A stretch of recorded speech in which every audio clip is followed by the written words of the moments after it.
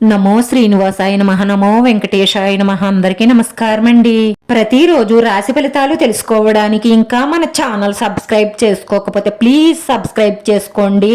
Like చేసి మీ పూర్తి support మన శ్రీనివాస ఛానల్ కి ఇవ్వండి.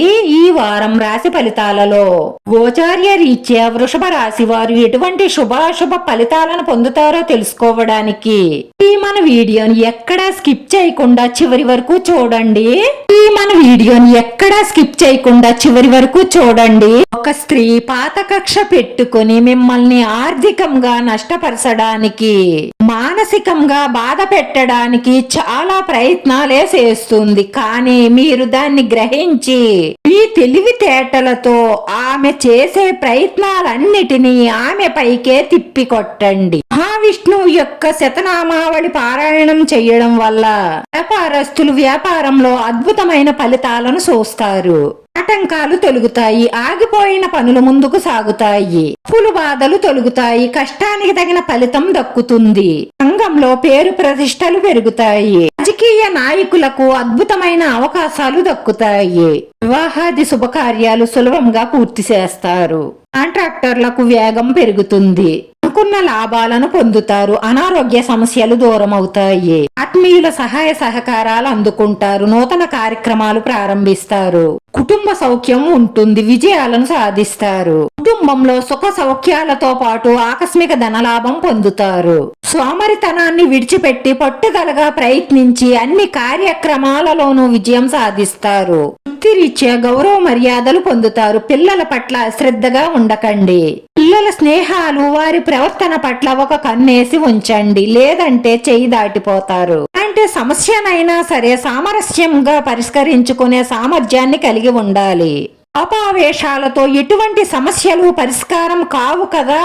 ఆ సమస్యలు మరింత పెరిగే అవకాశాలు ఉంటాయి కాబట్టి శాంతంగా పరిష్కరించండి. ఉద్యోగస్తులకు సంతోషకరమైన సమాచారం అందుతుంది.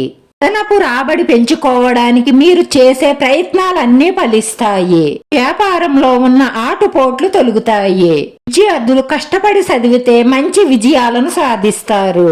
పాలతో చేసినటువంటి నైవేద్యాన్ని శ్రీకృష్ణుడికి సమర్పించడం ద్వారా మీకున్న ఆటంకాలన్నీ తొలుగుతాయి. భగవద్గీత చదవడం గాని వినడం కాని చెయ్యడం వల్ల మీలో ధైర్య సాహసాలు పెరుగుతాయి. పడుతున్న కష్ట నష్టాలన్నీ తొలుగుతాయి. ఆరోగ్యం మెరుగుపడుతుంది. కళాకారులకు, క్రీడాకారులకు ఊహించని సన్మానాలు అందుతాయి.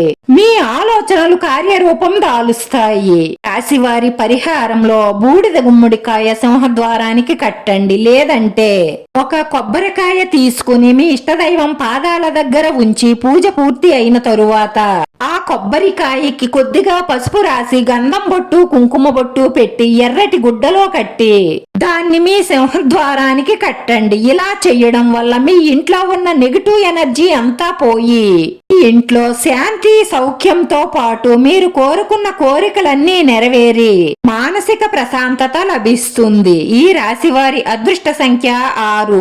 రాశివారికి కలిసొచ్చే రంగు ఎరుపు రంగు.